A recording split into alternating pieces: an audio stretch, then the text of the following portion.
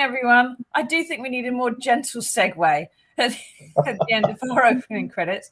We have to work on that one. Happy Hump Day. Welcome to the News Agenda with me, Fleet Street Fox. And today I'm joined from the hangover hellscape of the Tory conference in Manchester by the Mirror's Whitehall correspondent, Mikey Smith. Morning, Mikey. Good morning.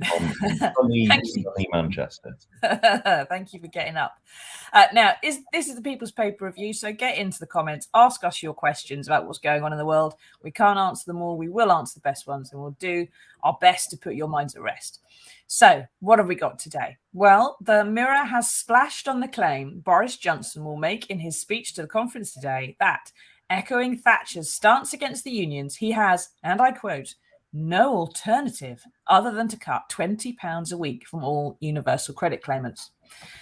Probably the right time to remind you that this man spent £52,000 on decorating a rented flat using wallpaper that cost the equivalent of 2 months' worth of universal credit claims per roll. And that was on top of the 30 grand he'd already got the taxpayer to spend on it. And at the same time, some rather horrifying footage has emerged. Have a look for it on Twitter of Michael Gove dancing again. This time, interestingly, with Boris's arch enemy, Tom Tugendhat. And Justice Secretary Dominic Raab has come up with a particular little gem, which we're going to play for you now. What is an enforcement problem? So I think insults and misogyny is, of course, absolutely wrong, whether it's a man against a woman or a woman against a man. But I don't think that will... The misogyny displayed of a woman against a man. Mikey, I think there's only one question here, which is, why the hell are these people in government? So what? What? So I've been here in Manchester at the Conservative Party conference since Saturday, and it's very weird. Everything in the conference exists in kind of a little bubble, and there's a literal bubble as well. There is a ring of steel around both the conference hotel where I am and the conference centre, which is just back that way. And you know, once you've got in on your pass, it's like stepping into evil Narnia. So none of the real issues of the country appear to be being talked about. There's not a lot of chat about the fuel crisis or people not having turkeys for Christmas, things like that. Those things are if you try and ask people about them, they're dismissed fairly quickly. However, there is an awful lot of talk about people at the BBC being too woke. There is that's almost the only thing anyone here appears to want to talk about. It's a very unusual situation. It's the biggest bubble I've ever been in, and it's not going to end anytime soon because Boris Johnson's got his speech today, and from the sound of it, there's not going to be a lot in it. No, well, Becca there says tax the richer or charge them £20 a week to cover it. There were some policy announcements in Keir Starmer's speech last week. We're hearing that there's not going to be any policy announcements really in Boris Johnson's. Of course, as the incumbent Prime Minister, he perhaps feels he doesn't need to lay out a plan for government right now in quite the same way as his opponent might do. But I'm also, Mikey, tell me if I'm wrong here, the Labour conference last week was in a massive conference hall filled with people from all over the country, of varying degrees of mad, let's admit it. But the Tory one appears to be in a small side room at a conference hall. Is it as small and as meaningless as it looks? Well, yes. So that is the official answer to this. So in what appears to be like an exercise in ritual humiliation, Boris Johnson has put all of the ministers' speeches in this tiny little venue. To give you a bit of perspective, the room Labour conference seats about 3,000 people. Last time I went to a Conservative conference, the hall where the speeches were seated about 2,250 people. I counted the seats in the room because they wouldn't tell me how many seats there were, so I went and counted 600 seats in the main hall where all of the speeches have been. And the other awful bit about this design is that it's got these big open sort of archways on two sides of the hall that just open onto the conference floor. So anytime there's anything noisy happening outside, all of that noise carries into the hall. So it's really, really unclear why they've bothered having speeches from these ministers, some of whom, honestly, have struggled to fill even those seats. Oh dear. The interesting bit, and what you will have read first on the Mirror's website, is that Boris Johnson has his own stadium. What? For his speech today. What? He's going to Old Trafford to do it. So Boris isn't doing his speech in that venue that you've seen all the ministers doing their speeches from. He has got his own venue in another part of the conference centre, which is much bigger. And it's been sort of secret preparations all week, and I keep poking my head around the door to see what's going on. And they're putting screens up and lights and wallpaper. And he's doing it, as I understand it, as a sort of Trump-style rally where he's going to have people behind him, activists behind him with banners and things like that. That's my understanding. I'm not sure that's 100%, but that's what I've been told is the plan. So yeah, none of the other ministers have been allowed to use his special venue. Which has been in preparation all week. Yeah, and while Keir had lots of people helping him with his speech, as you could tell from how long it lasted, Boris Johnson thinks he's a brilliant writer because the sub never threw it back in his face as they should have done. And so he's probably writing it himself, as he was certainly bashing away at a keyboard and pretending to, if nothing else. Now, Mike says, morning, Mike, how does Johnson get away with dissociating himself from everything his own party's done for decades, including while he was in government? He said on Sunday people voted for change in 2019, but change from what? There is some talk that the speech is going to have some criticism of the past 40-odd years of government, a huge chunk of which was Tory government, and the way they've had a low-wage economy and so on and so forth, and uncontrolled immigration, all the other problems. And, how is he going to get away with that when from 2016 to 2018, he was in the government, he was a foreign secretary for our sins, and for 7 years, he was an MP and voting with the government. How can he say they voted for change when he was voting for all these things that he's going to be criticising? I mean, that's a very good question to which I do not have a good answer. Like many things Boris Johnson says, it doesn't always pass the logic test. But people still keep voting for him. And how long that lasts is another question. but so far people have kept voting for him.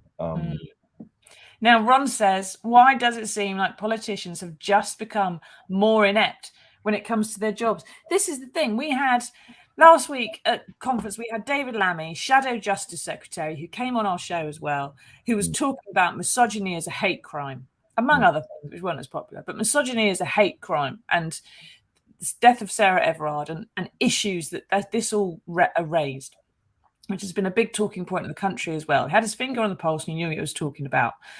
Dominic Raab, who has two law degrees, is stood there saying that misogyny can be a crime committed by a woman against a man.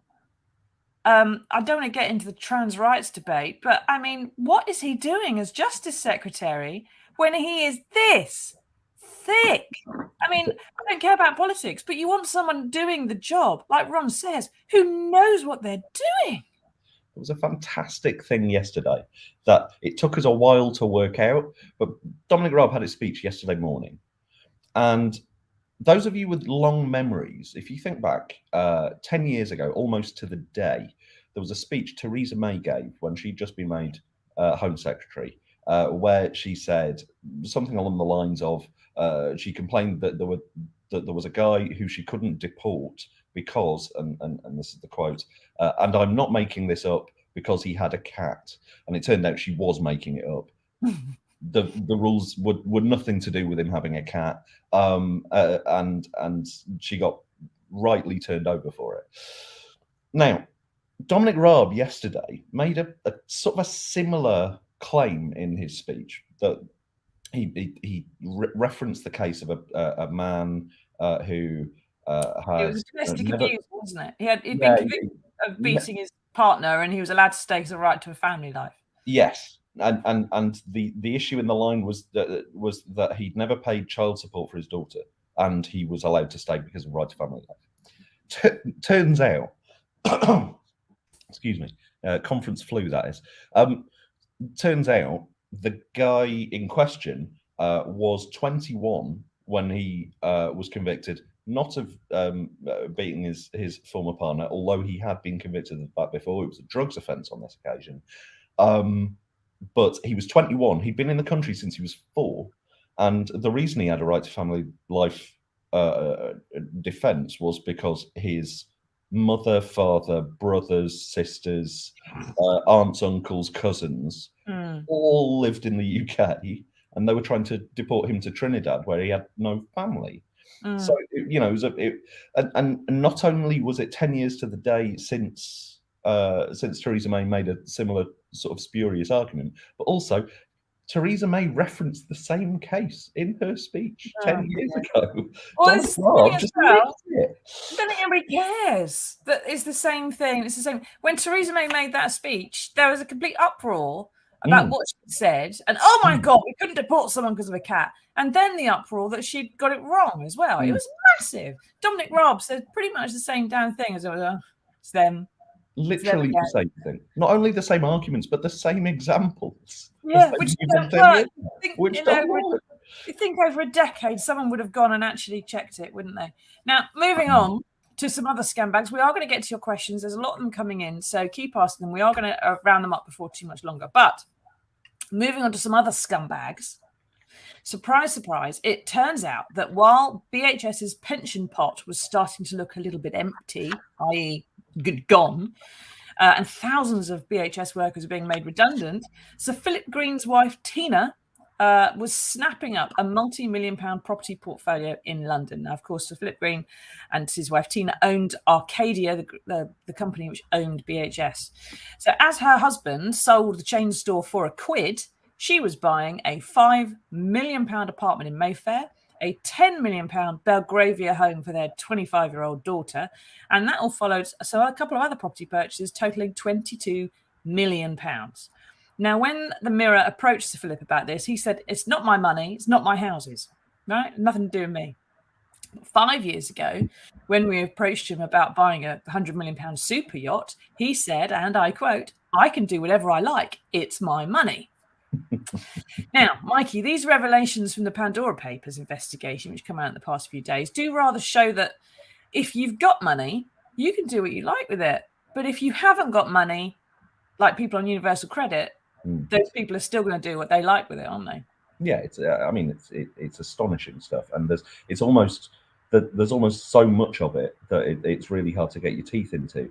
One thing that I saw in the papers was there's a number of Tory donors in there, one of whom I bumped into in the lift yesterday in the hotel, being glad-handed by a minister and heading up to the luxury suites on the upper floors. But yeah, no, it's astonishing stuff. I don't know how. Well, we do know how they get away with it, which is that their mates are in government. It's how they get away with it. But, who knows?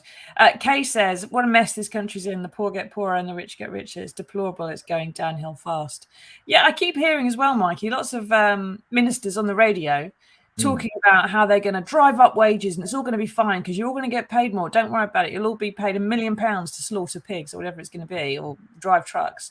But no one seems to have pointed out that if you drive up wages, you drive up inflation. And therefore, the cost of everything goes up. And therefore, the extra wages you've got are completely irrelevant because it's been soaked up by the stuff you've now got to pay more for. Well, I mean, welcome to the Conservative Party being the party of fiscal discipline. I'm sure they've thought about that. Surely, Rishi Sunak. One would have thought so, but I would quite like it if some journalists at any point, if any of them are watching, actually ask them the bloody question: how do you think this is going to work? How do you think rampant inflation works? You can't say well, it. If I see Rishi in the corridor, which I might, it's not impossible. I'll ask him. Grab him, exactly. Now, in further finger on the pulse news, Boris Johnson has said this week there would be no mass slaughter of the pigs. And today, the mass slaughter of pigs has begun. Now, Mikey, can you explain to us really why there are fears that we're now about to face a bacon shortage as well? So, excuse me. Essentially, the farms. So when you're a farmer, you raise your pigs, you send them to an abattoir to be slaughtered, and then they go to retailers who sell the bacon. Currently, the middle part of that chain has a lack of workers. So the abattoirs, there are not enough abattoir workers to slaughter the pigs. And what happens is the farmers' pigs get too old and fat to be used for meat. They time it carefully. Yeah. So when the pigs are a certain number of weeks old, right, off you go to slaughter. But if there's no Eastern European butchers at the slaughterhouses, they can't do it. And if they have to pay someone else to do it, then you either got to pay more, which sends the cost of your bacon and your bangers up, or you just don't do it at all. But it's a skilled job. I mean, Tory prime ministers probably think it's just, who cares? It's low skilled, blah, blah. But it takes a while to train someone properly in butchery skills. And if you don't do it, then the slaughter is a bloodbath. And it doesn't meet animal welfare standards. It's got to be done properly. And so here we are facing, they've got to get rid of all if I might have got this right, they've got to get rid of all the pigs because they're no good for anything very much, but there's no one to kill them. So they've got to get knockermen in, just bang them on the head and chuck them on a bonfire on the farms and have done. And that means we won't have the bacon and the sausages we should have, even though we've got plenty of pigs. We've got too many pigs, but we won't have any bacon. Boris Johnson was very flippant about this when it was first raised with him on Sunday morning, on his Sunday morning BBC interview. He sort of said mockingly, well, this, and he used a word I'd never heard, but I've since looked up, a hecatomb of pigs. A hecatomb is a ritual sacrifice carried out in ancient Greece.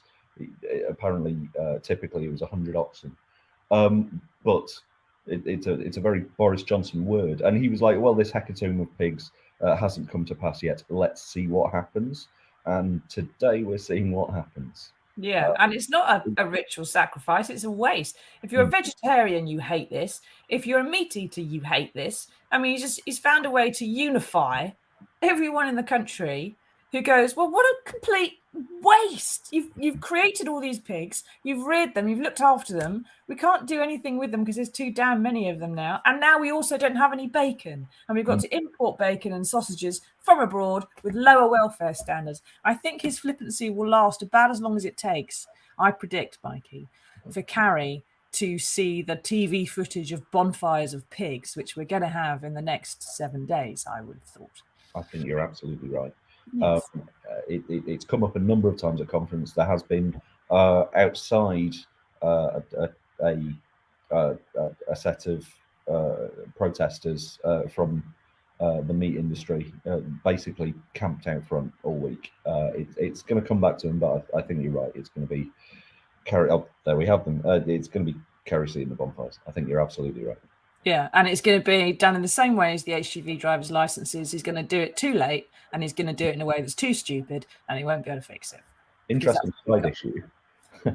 The shortage of overseas workers is slightly coming home to roost at conference as well, because apparently the hotel have complained to the party that they aren't able to staff the bar because have sent all the workers home, and so there are Tory activists every night in the queue complaining loudly, "Oh, this hotel doesn't want to take our money." Tories can't get served. It takes ages to get served at the bar, and the hotel apparently warned the party, I'm told, that they weren't going to have enough staff because of immigration laws. So there we go. Oh well, how absolutely awful for them. And I've got a big grin on my face. That's fantastic. Thank you for sharing that, Mikey. It's cheered me right up after all that news. Now, it's not all completely doom and gloom. We do have some good news for you, and here it is.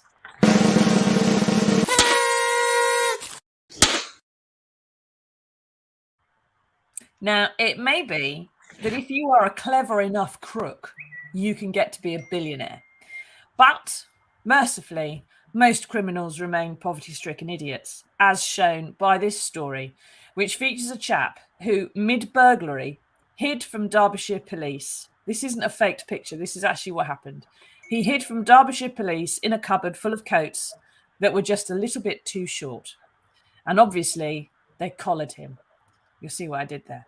Now, but Mikey, does this show what I have long feared, which is that far too many people have been poisoned as children by The Lion, the Witch and the Wardrobe, and they persist in this deluded belief that there are long fur coats and Turkish delight inside every cupboard.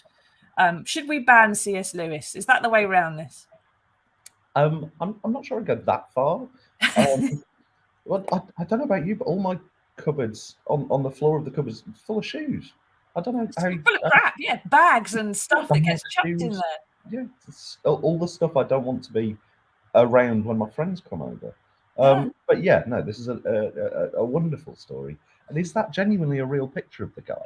That is the actual picture of what happened. Because I don't. If you were going to fake that picture, it'd be someone in trainers and jeans, wouldn't it? Yeah. Not shorts and bare feet. No, he was actually burgling someone in bare feet, which isn't.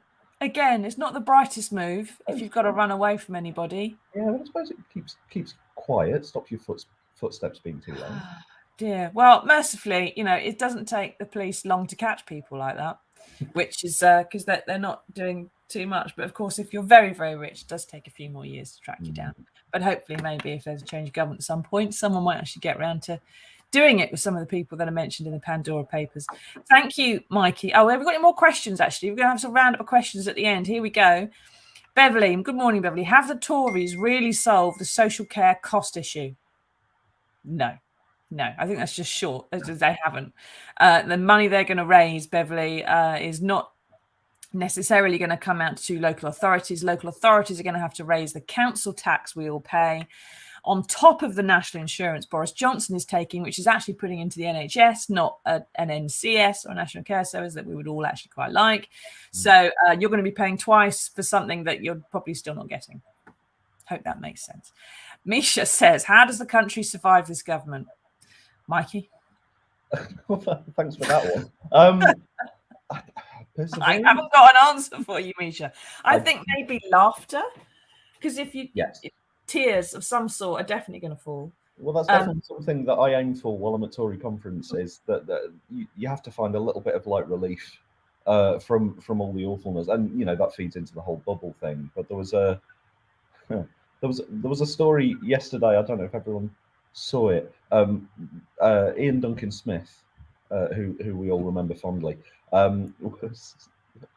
It's not a good thing, but someone had a pop at him with a traffic cone outside. Yeah, hit him on the head. They're quite heavy, those things. They're filled with sand. So, but my favourite bit of this story is that he picked up the traffic cone. He is said to have picked up the traffic cone and turned around and was on the verge of running after them with a traffic cone. Oh, that would have been wonderful. I mean, it would be great video. That would have been the John Prescott moment, wouldn't it? That would have been great. It would have been the front page. Let's be real. It would have been. The Tory base would have loved it. Ian Duncan Smith, whack with a traffic cone, picks up the traffic cone, whacks the guy right back. Brilliant, just brilliant. But it's little things like that it's really my job to find these. It's little things like that I've been looking for this week. I think, Misha, the answer to Misha's question is that this government won't survive this government. And that's if they can't get served at their own bar, at their own conference, because of their own immigration shortage and their own unskilled labour shortage when they want to drink, then I think we can safely say that they're going to be shooting themselves in the foot again and again and again. And Malcolm says, there is always an alternative. Tax the billionaires living in Britain, or is Johnson afraid he may lose millions in donations? I think you've hit the nail on the head, Malcolm. That's pretty much it. The argument, I suppose, is that billionaires create jobs, and if they come and live in Britain, we do get some tax indirectly from them, even if we don't get to tax them per se. Amazon, for example, may not pay much tax, and it's corporation tax and so on, but it has thousands and thousands of workers who will pay income tax and PAYE and national insurance and stuff like that. So that's the argument. Of course, Jeff Bezos doesn't live here. Slightly depressingly, even if the millionaires and billionaires do leave the country because they're having to pay too much tax, they'll still be able to donate to the Conservative Party under the new under a new law that's on the way into the books currently. There's a 15-year limit on expats living abroad voting in the UK. Hang on. I haven't heard anything about this. It was. I wrote about it a couple of weeks ago. I'm not paying attention, Mikey, obviously. Wasn't Lord Ashcroft, the whole kerfuffle about Lord Ashcroft getting a peerage was the fact he was making donations from Belize, and whether he was a Belizean citizen or a UK resident for tax purposes. You've got to be resident for tax purposes to donate, I thought. I don't think you have to be resident for tax purposes. You have to be on the electoral roll in the UK. But if you're registered as a voter, you can live overseas and vote, and the rules for voting and donating to parties are the same. So currently, there's a 15-year limit on people who live overseas voting and donating, and they are planning to scrap that just in time for a bunch of, funnily enough, Tory donors who've lived overseas for sort of 10, 11 years to vote in time for the next election. There you go. I have nothing to say about that that I can say on here, because Facebook would kick me off if I said any of it, because it's all quite rude. Thank you, James, for saying thank you to us. I'm glad you enjoyed it. Thank you, Mikey, for joining us. Please go and continue hydrating. And we will see you again next Monday for another edition of the News Agenda, when hopefully this government will have one less feet to stand on because it shot itself in it. That'd be good, wouldn't it? Bye-bye, everybody. See you later.